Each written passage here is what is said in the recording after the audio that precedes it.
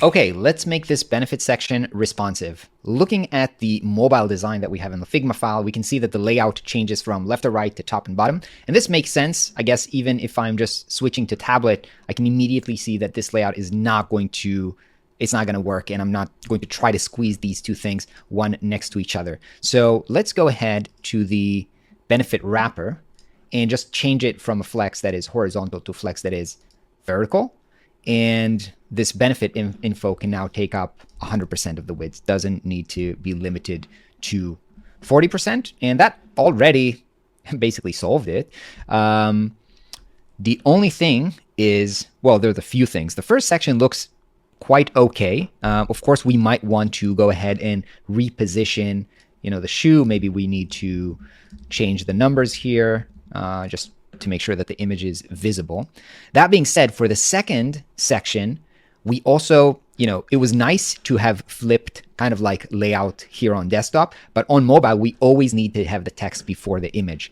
And so what we need to do is we want to make sure that the benefit info is always the first one, right? So in Flex Challenge, I'm going to make sure that it's always the first. And then even on the second one, when the info is after the image, it's going to be the first order. So this looks good. Second one looks good as well. I think we can also, by the way, for the info itself, reduce the top padding a little bit. Yeah, something like this. And then the third one looks good. Of course, we can go ahead and fix the positioning of the shoe just to make sure that we can see everything. And I think tablet looks good. Let's go ahead and move to mobile. So here, I think it's a good idea to get some kind of a fixed height for the image. No, actually, let's preview this. Looks good. No, actually on mobile, remember the mobile landscape is going to be very, very narrow.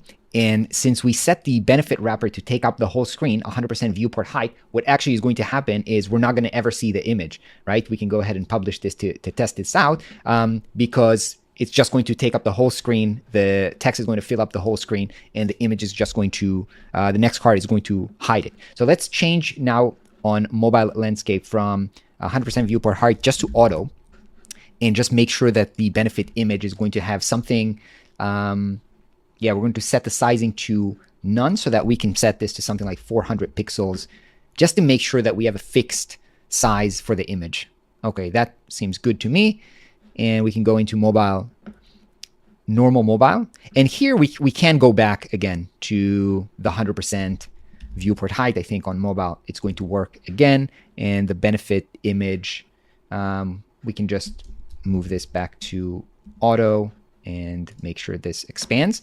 Now this H2 definitely needs to be much smaller, maybe even here. No, here it definitely needs to be much smaller. So let's edit this H2. Let's move that into 35 perhaps. Yeah, that's much better. Now, the fact that it looks okay in Webflow doesn't mean that it actually looks okay on mobile. This is very deceptive. So the best thing we need to do is to publish and then go ahead and actually review how this looks. So let me go ahead and review this here like we did previously in the inspect element, view it as mobile on Chrome, and then slide through. This looks okay. We definitely need to reposition the shoe here perhaps as well. Okay, so this looks okay. Also want to review it this way. I'm not sure it's showing the right view breakpoint here. Yeah, here, for example, it's not showing up the fixed height that we set. So I'm not sure just if this is depends on the different device that we're picking here.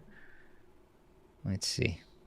No, but in all of them, we need to make sure that on mobile landscape, we're forcing the image to be much bigger. So let's see how we're going to do this. Benefit section, the benefit image, make sure it's 400, and the section itself, the height is auto.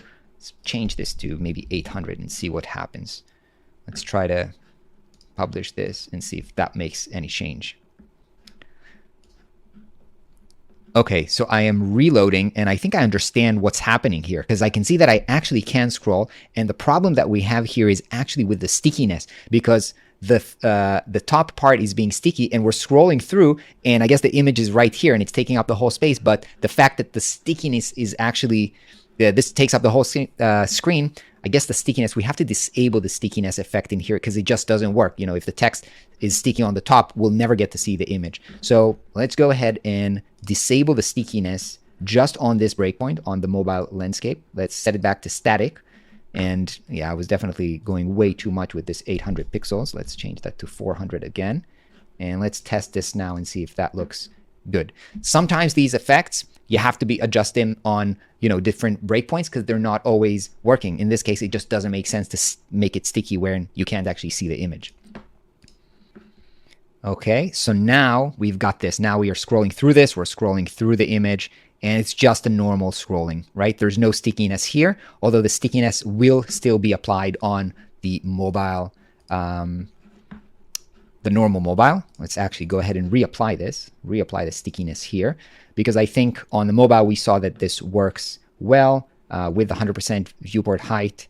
So I'm going to publish this, and with that, we're good to go.